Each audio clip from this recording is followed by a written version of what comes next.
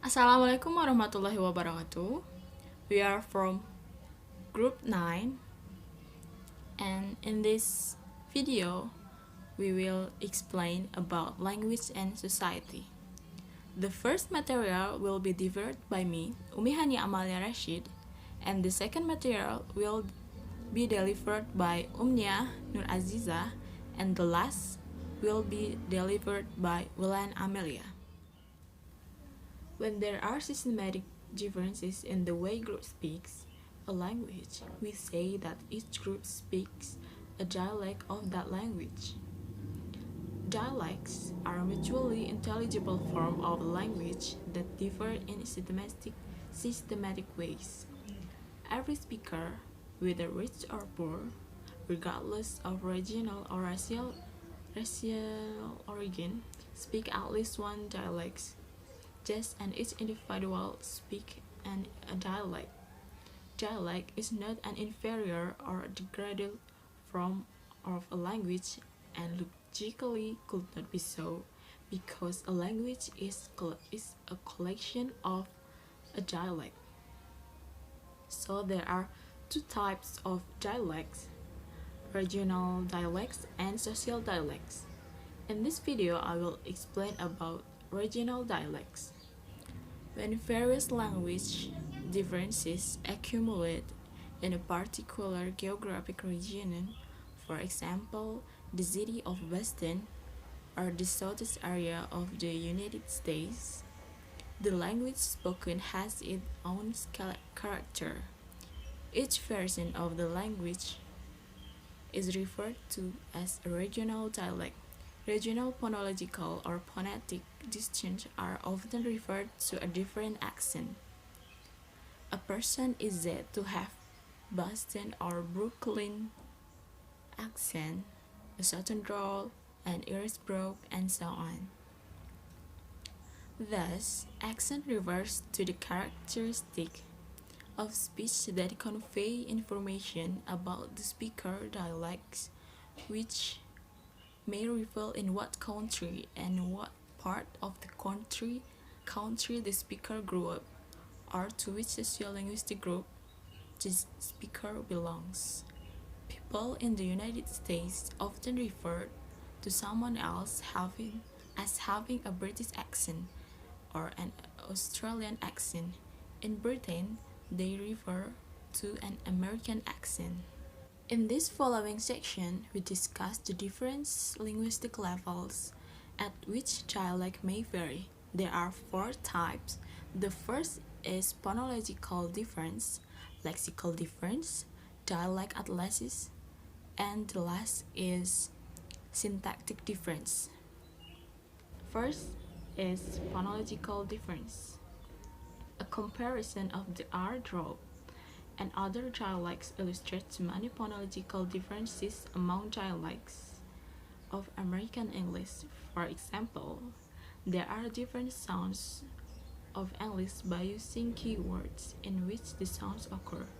The most consistent difference occur in the placement of primary stress, with most Americans putting stress on the first syllable and the most British on the second or third in polysyllabic words like cigarettes, applicable, formidable, and laboratory.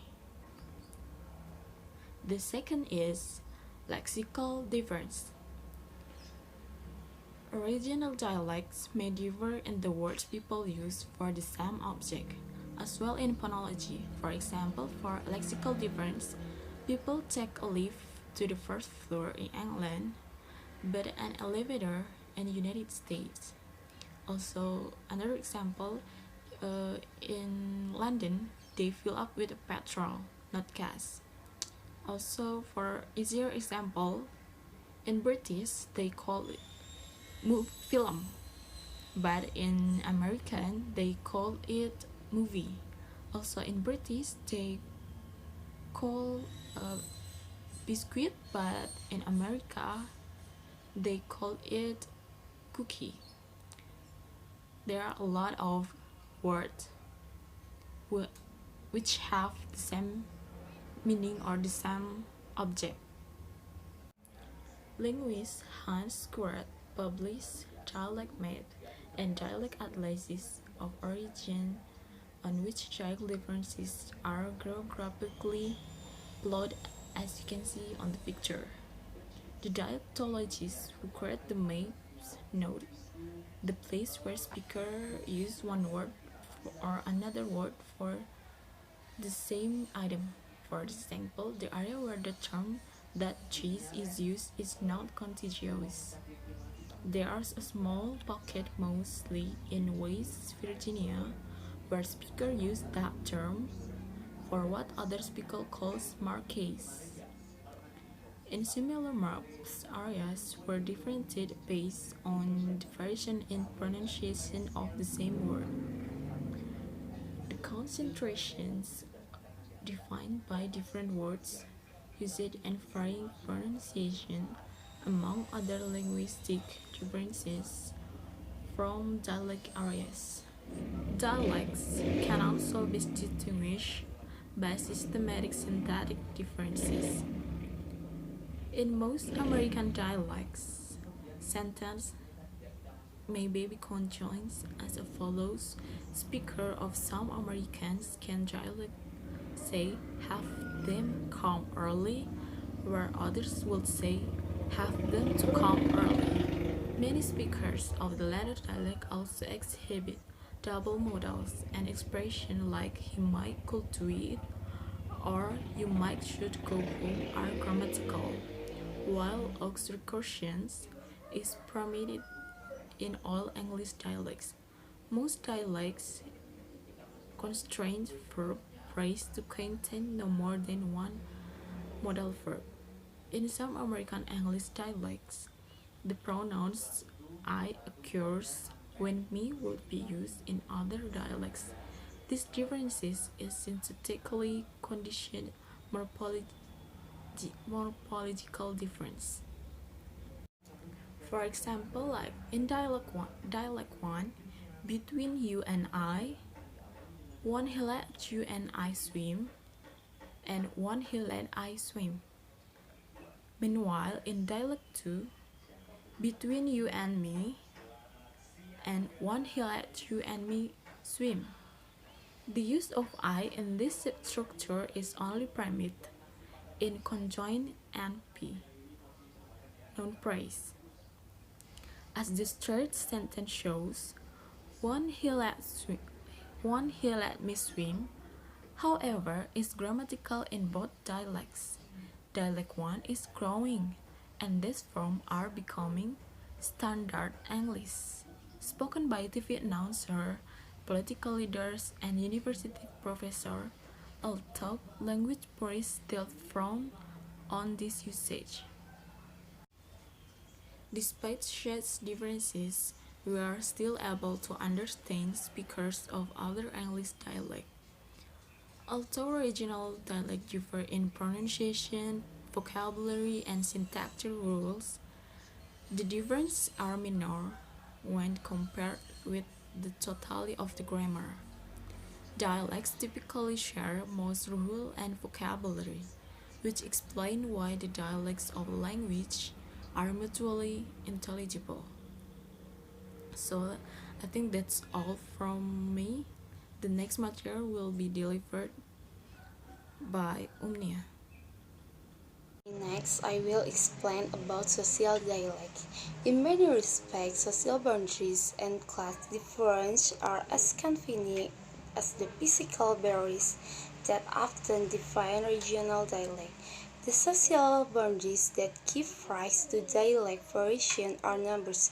They based on socioeconomic status, religious, ethnic, or racial difference, country, and even gender. Middle-class American and British speakers are often distinguishable from working-class speakers. In Baghdad, the Christian, Muslim, and Jewish groups all speak different varieties of Arabic. And in India, people often use different dialects of a standard regional language such as Hindi, Gujarati, or Bengali depending on the social caste they belong to. In America, many speakers of Afrikaans can speak a different dialect than those of Europe, Asia, or Hispanic descent. And as we see, women and men each have their own distinguishing speech characteristic. Dialect difference that seem to come about because of social factors are called social dialect, as opposed to regional dialects which are spanned by geographical factors. And in social dialect there are several parts of the question. The first is standard. Even though every language is a composite of dialect, and many people talk and think about a language as if were a well-defined fixed system with various dialects differing from this norm, and this false. The second is African American English. The language is about saying of words, holding them on the tongue, experimenting with them, playing with them. It is a love, a passion. Its function is like a preacher's to make you stand up out of your seat, make you lose yourself and hurt yourself. The worst of all possible things that could happen will be to lose that language. Most regional dialects of the United States are largely free from this stigma.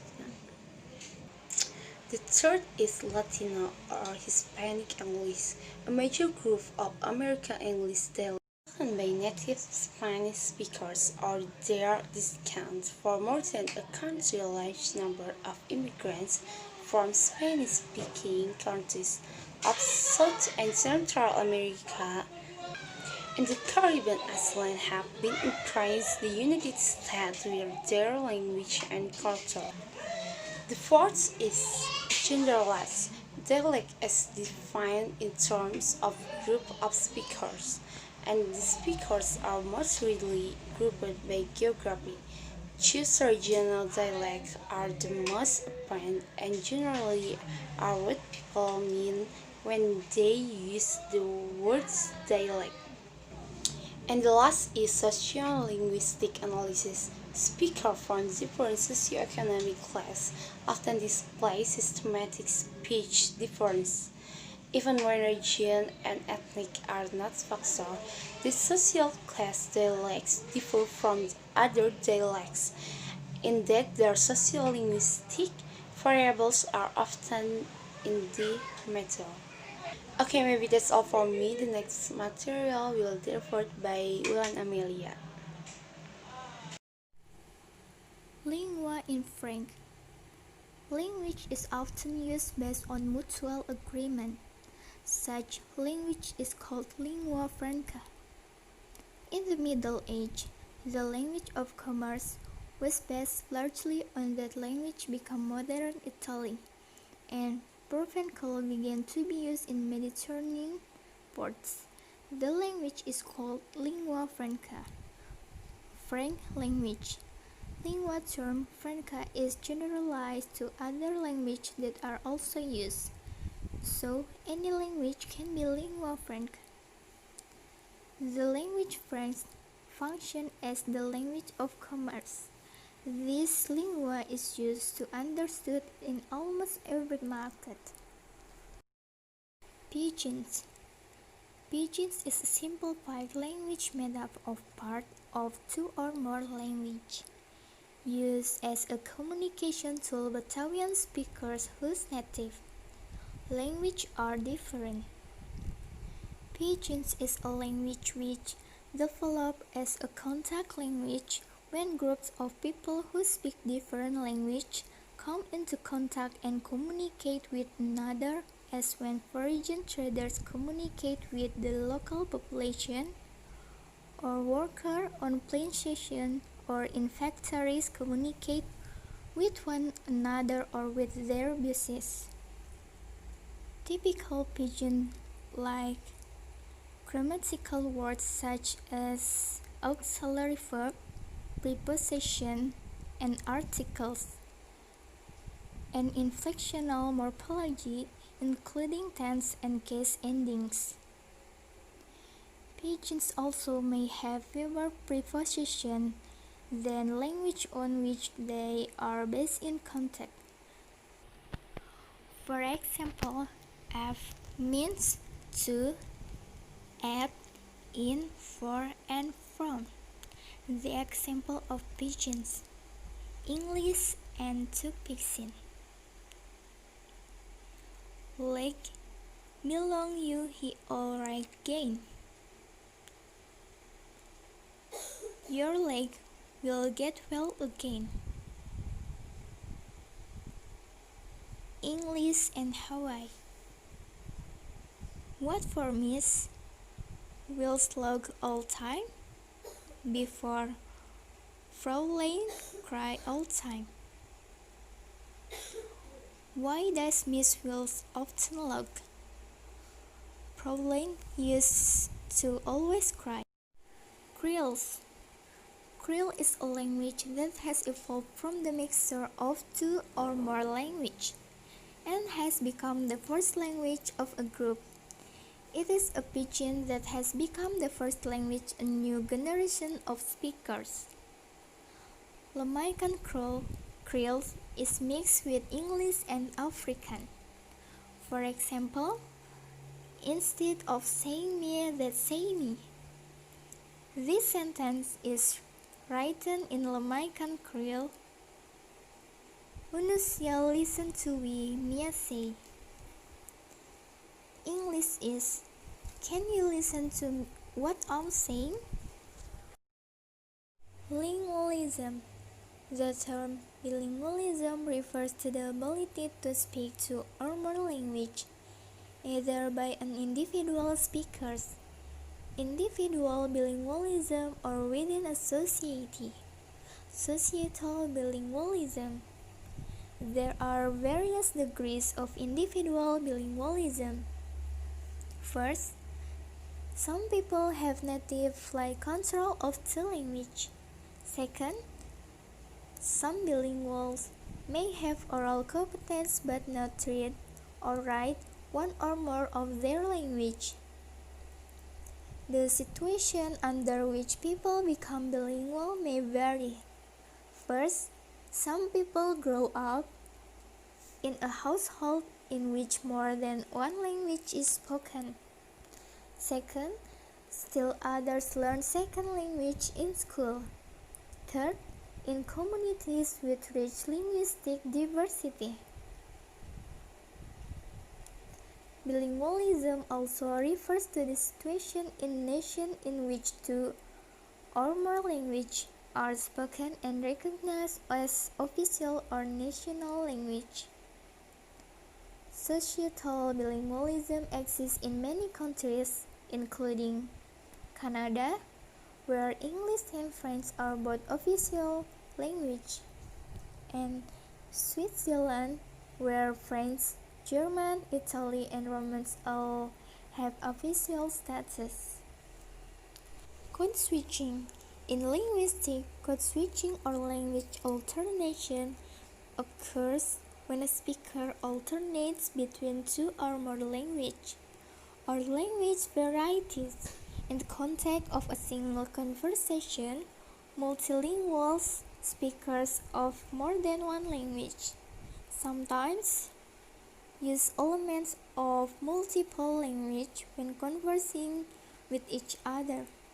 Thus, code switching is the use of more than one linguistic variety in a manner consistent with the syntax and phonology of each variety.